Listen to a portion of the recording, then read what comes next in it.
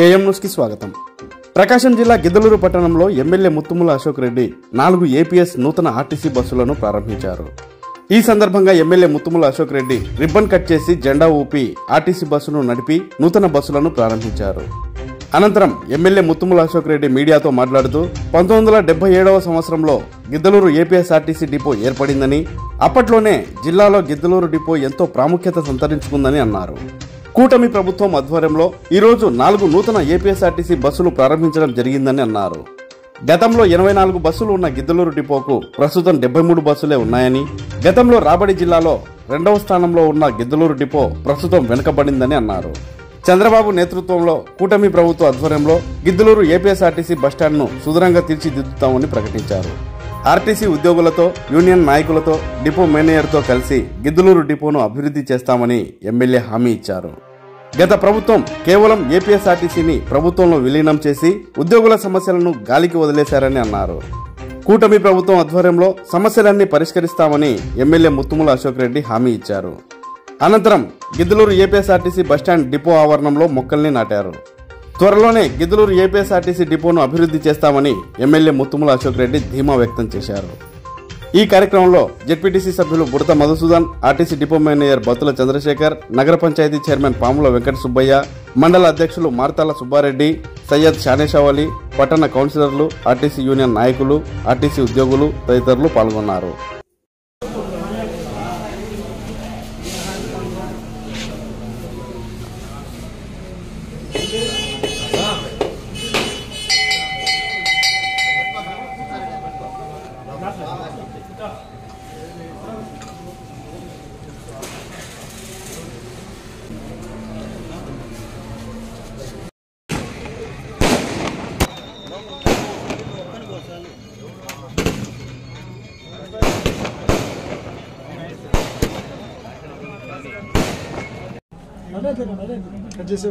చేసేయండి సార్.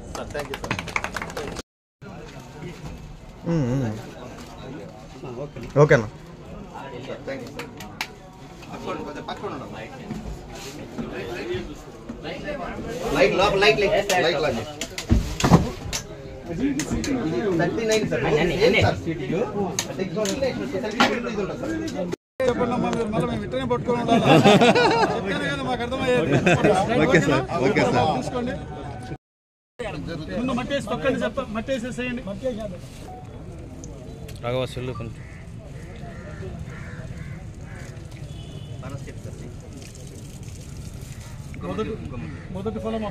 రోజు గిద్దలూరులో RTC bus స్టాండ్కి రావడం, 4 బస్సుల్ని, కొత్త బస్సుల్ని ఇప్పుడే ప్రారంభించడం జరిగింది. గిద్దలూరు డిపో అంటేనే పూర్వం రోజులలో 1976-77లోనే ఈ డిపోని ప్రారంభించడం, ఆ రోజు ఎన్నో సౌకర్యాలతో జిల్లా హెడ్ క్వార్టర్లో లేని సౌకర్యాలను గిద్దలూరులో ఆ రోజు మన డిపో పరంగా కానీ లేకపోతే బస్ స్టాండ్ పరంగా కానీ ఉండడం జరిగింది. నేను డిఎం గారితో, ఇక్కడ ఉన్నటువంటి ఏదైతే ఆర్టీసీ యూనియన్ నాయకులు ఉన్నారో వారితో కూడా నేను మాట్లాడాను. గతంలో మనకి 82 బస్సులు ఉండేటివి, ఈరోజు మనకి అది 73 బస్సులకు వచ్చింది. గతంలో మన గిద్దలూరు డిపో మన జిల్లాలో 2వ స్థానంలో ఉన్నటువంటి స్థానం నుంచి ఇవాళ కలెక్షన్స్ పరంగా కూడా చాలా ఇబ్బందులలో ఉంది.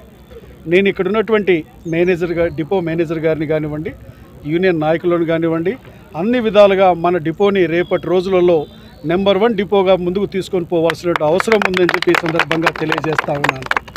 ఈరోజు ఆర్టీసీలో వారికి ఎవరైతే ఎంప్లాయీస్ ఉన్నారో, గతంలో ఉన్నటువంటి ప్రభుత్వం ఏదైతే ఉన్నదో ఆ రోజు కార్పొరేషన్ నుంచి ప్రభుత్వంలోకి మార్చిన తర్వాత వారు ఏదైతే మా ఆశలన్నీ తీరుతాయనేటువంటి ఉన్నటువంటి క్రమంలో గతంలో ప్రభుత్వంలోనైతే విలీనం చేశారు, కానీ వారి యొక్క కోరికలను తీర్చిన దాఖలాలు లేవు.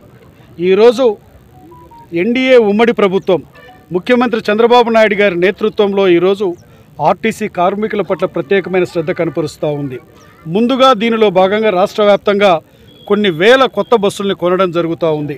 ఈరోజు 13 లక్షలు 15 లక్షలు దాటినటువంటి బస్సులని ఈరోజు కండెమ్డ్ సర్వీస్ కింద పక్కన పెట్టవలసినటువంటి పరిస్థితుల్లో రాష్ట్రంలో ఉన్నటువంటి కొన్ని వేల బస్సులు ఈరోజు 15 లక్షలు దాటినా కూడా ఈరోజు తిప్పుతూ ఎవరైతే ఉద్యోగస్తులు ఉన్నారో వారికి భద్రత లేకుండా చేస్తుంది గతంలో ఉన్నటువంటి ప్రభుత్వం.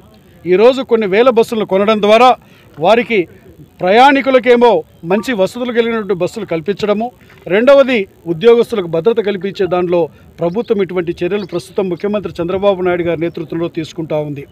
గిద్దలూరు డిపో విషయానికి వస్తే, గతంలో నేను శాసనసభ్యుడిగా ఉన్నప్పుడు ఈ డిపో అభివృద్ధి కోసం ఆనాటి ఎండీగా ఉన్నటువంటి సాంబశివరావు గారితో నేను మాట్లాడి ఆ రోజు నేను 90 లక్షల రూపాయలు ఈ డిపో అభివృద్ధికి నిధులు మంజూరు చేయించడం జరిగింది.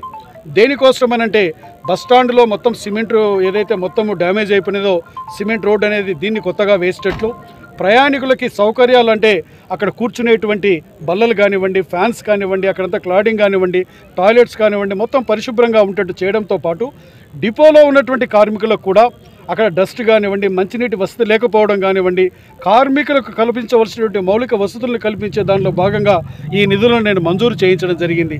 అయితే ఆ రోజు మొదటి విడతగా 24 లక్షలు ఎంతో వచ్చిన తర్వాత డిపోకు శుభ్రంగా ఆ రోజు ఫ్యాన్స్ కానివ్వండి, అక్కడ కూర్చునే వసతులు కానివ్వండి, అవన్నీ శుభ్రంగా చేశారు. రెండో విడత నిధులు మంజూరు కాలేదు. ఈ లోపల ప్రభుత్వం పోయింది, వచ్చినటువంటి వాళ్ళు పట్టించుకున్న దాఖలాలు లేవు. మొన్నటికి మొన్న ప్రస్తుత ఎండీ తిరుమలరావు గారిని కూడా, రాష్ట్ర డీజీపీ ప్రస్తుతం మీ ఎండీ తిరుమలరావు గారిని కూడా నేను కలిశాను, మీ ఎగ్జిక్యూటివ్ డైరెక్టర్స్ని కూడా నేను కలిశాను. డిపోకు కావాల్సినటువంటి మౌలిక వసతుల విషయమైతేనేమి, కొత్త బస్సులు కావాల్సినటువంటి విషయమైతేనేమి నేను చెప్పాను. మొదటి విడతగా ఇప్పుడు 750 బస్సులు వస్తున్నాయన్నారు. ఇవి మనకు వచ్చినటువంటి ఓపెన్ చేసుకున్నాము. నెక్స్ట్ వచ్చేటువంటి వాటిని కూడా నేను క్లియర్గా వాళ్ళకి చెప్పాను. నా డిపోలో 12 లక్షలు 13 లక్షలు దాటి ఎన్ని బస్సులు అయితే ఉన్నా ఎన్ని రీప్లేస్ చేయాలని చెప్పాను. ఖచ్చితంగా చేస్తామని చెప్పారు. అవి కూడా మనం సాధించుకుంటామనేటువంటి విషయాన్ని ఈ సందర్భంగా నేను మీకు తెలియజేస్తా ఉన్నాను. ఏది ఏమైనా నేను ఇక్కడ ఒకటే మాట చెప్తున్నాను.